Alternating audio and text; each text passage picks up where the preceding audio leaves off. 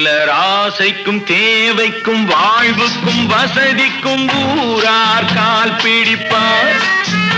ஒரு மானமில்லை அதில் ஈனமில்லை, அவர் எப்போதும் வால் பிடிப்பார். எதிர்காலம் வரும் என் கடமை வரும், இந்த கூட்டத்தின் ஆட்டத்தை ஒழிப்பேன். பொது நீதியிலே புது பாதையிலே வரும் நல்லோர் முகத்திலே விழிப்பேன். வரும் நல்லோர் முகத்திலே விழிப்பேன். நான்